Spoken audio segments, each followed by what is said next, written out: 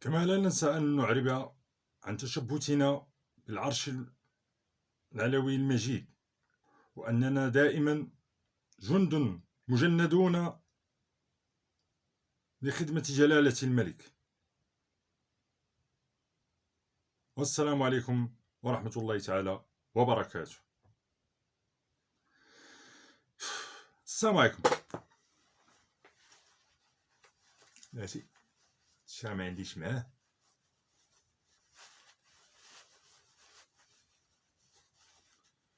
السلام عليكم. كثير منا وحنا صغار حتى كبرنا دابا وحنا كنسمعوا بحال هاد الجمل وهاد العبارات هادو ديال الوطنيه وديال الملكيه وديال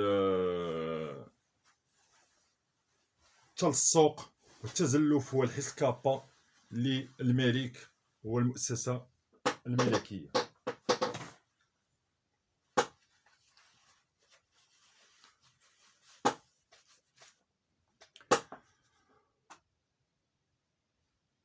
اخطر حاجه في هذا الخطاب هذا ديال استعمال اسم الملك عند المسؤولين هو انه بعد حين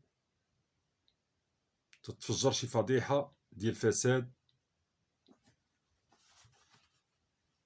ديال هذا المسؤول هذا، او انه تثبت بعد حين انه لا علاقه له بالوطنيه او الحب للملك. لأن أي مسؤول شفار فهو خائن للوطن وللملك. والتاريخ المغربي شاهد على بزاف ديال الخونة، بزاف ديال المسؤولين اللي كانوا أكثر قربا من الملك وتبوتت خيانتهم، بدءا بن عرفة، تامي القلاوي، جنرال أوفقير اللي كان تيهز البلاغي ديال المرحوم محمد الخامس، ديما حاني الراس حداه رغم انه جنرال مفروض فيه انه يكون قوي الشخصيه. شفنا المذبوح جنرال، شفنا عبابو الكولونيل، شفنا المجزره الدمويه ديال انقلاب الصخيرات اللي ما نجحش لحسن الحظ، حسن حظ هذا البلد وهذا الشعب هذا. شفنا بزاف ديال الوزراء فاسدين، شفنا بزاف ديال المسؤولين والمدراء العامون ديال المؤسسات الوطنيه اللي تفضحوا بالسرقه، تبين انهم خانوا الوطن وخانوا الملك رغم تأديتهم للقسم. شحال من واحد فيهم، منهم عبد السلام يزو اللي كان رئيس امن القصور يا حسره، تثبت انه كان بزناز ديال الحشيش. هذا الموضوع هذا واخا هو موضوع جانبي الا انه موضوع حساس وخطير في نفس الوقت، لان في ظل هذه الازمات، في ظل هذه المشاكل الاجتماعيه والقلاقل هذه، ما زال مسؤولون في المغرب بعد كل فضيحه او كل مشكل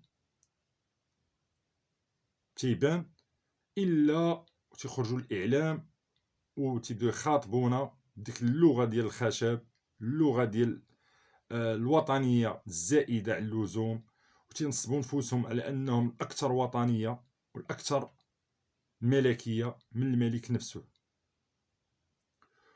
رغم ان الملك في جميع الخطابات ديالو دائما كان كيقول شعبي العزيز، تيقول شعبي العزيز، ولا كان شي انتقاد توجهوا للمسؤولين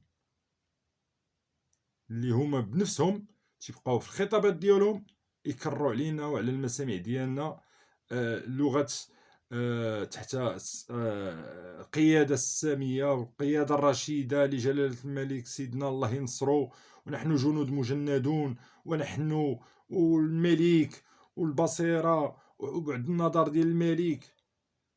بحال كيديروا عليك واحد تيديروا واحد الجدار بينهم وبين الشعب، بينهم وبين اي مؤسسه رقابيه، القضاء او الامن او حتى الجمعيات المعنيه بمراقبه المال العام، لانهم تيبغيو يقولوا لهم حنا عندنا الحمايه الملكيه. وهذا هو أكبر خطأ. تمنيت لو أن المؤسسة الملكية تصدر قرار حازم بعدم استعمال أو إدخال اسم الملك في الخصومات السياسية أو الحزبية، أو بعد كل فضيحة أو تحقيق على سوء التسيير أو سوء التدبير أو شبهة الفساد.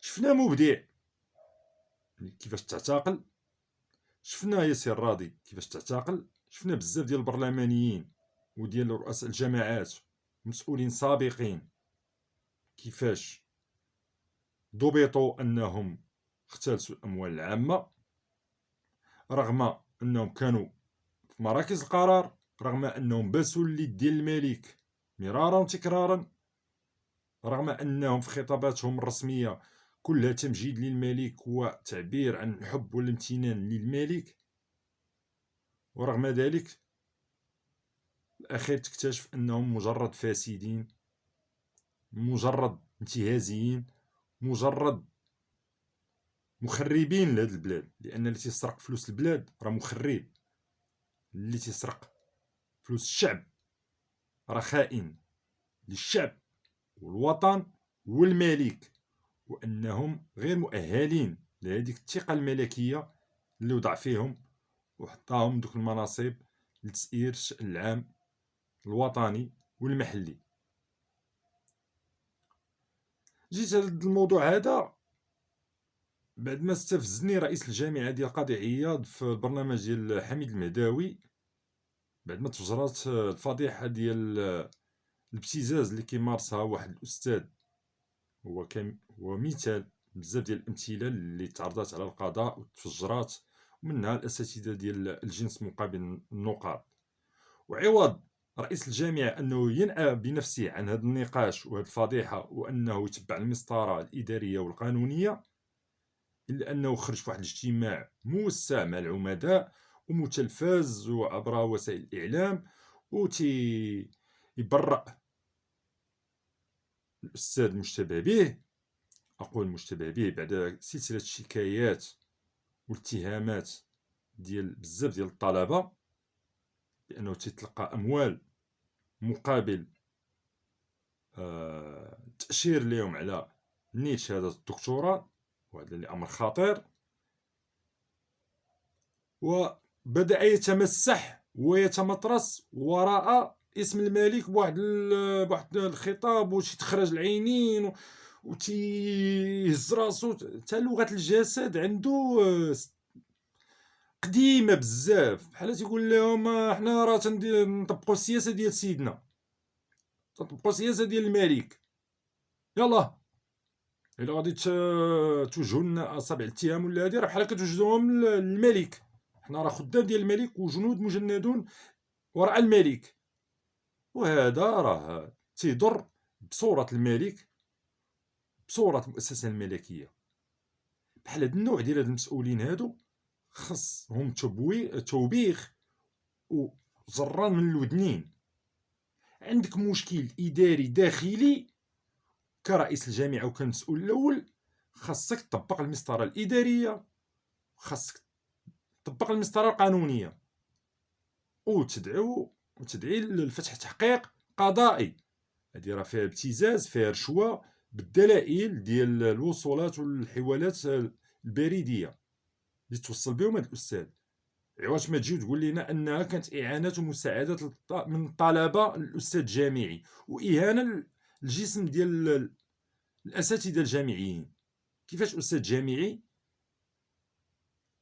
مريض واحتاج فلوس والتجأ للطلبة ديالو؟ حنا كنعرفوا الطلبة اللي كيقراو في الجامعات غالبيتهم ولاد الشعب، ولاد الطبقة الفقيرة. كيفاش غادي يعاونوه؟ واش الأستاذ الجامعي واصله به درجة الانحطاط على أنه يطلب الطلبة ديالو أنهم يعاونوه؟ وفي نفس الوقت هذا هذه زلة، لأن الأستاذ الجامعي خصوصا هاد النوع اللي تكونوا مشرفين على نيل شهادة الدكتوراه خصو يكون بمنأى عن اي تعامل شخصي مع الطلبه ديالو. نرجعوا للموضوع ديال استعمال اسم الملك. يا ريت من كل قلبي انه يصدر شي قرار من اعلى مستوى من الملك بنفسه على انه يمنع منعا كليا اي مسؤول تحوم حوله الشبهات او امبليكي في شي افير ديال الفساد، كيما بغى يكون هذا النوع الفساد، لان الفساد راه ماشي الفلوس، حتى التسيير حتى هو فيه الفساد، او المحاباه او المحسوبيه او الزبونيه، انه ما يذكرش اسم الملك على فمه، لان النظره ديال الشعب لهذوك المسؤولين اللي تيستعملوا اسم الملك وباقيين بلايصهم كتعطي رساله سلبيه للشعب على انهم محميين من طرف الملك. والملك لا اظن ان الملك يوصل لهذا المستوى انه يحمي رئيس جامعه او استاذ جامعي تتلقى 2000 درهم 3000 درهم 10000 درهم من عند الطلبه. فخليو الملك عليكم في التقار، والدستور راه واضح، كل له صلاحياته. الملك عنده الصلاحيات ديالو، رئيس الحكومه عنده الصلاحيات ديالو، وزراء عندهم الصلاحيات ديالهم، رئيس مؤسسه او مدير عام ديال شي مؤسسه عنده الصلاحيات ديالو. خليو الملك في التقار،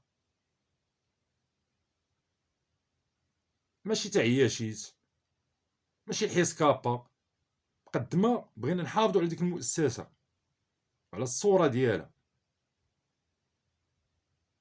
قد ما ان غالبيه المؤسسات فيها مسؤولين تدور حولهم الشبهات. فبركه ودوها في خدمتكم. والوطنيه راه ماشي هي تحط التصويره ديالك مع الملك كتبوس ليه في يديه، او بحفل التدشين او بحفل افتتاح البرلمان تبدا تخلع بها عباد الله.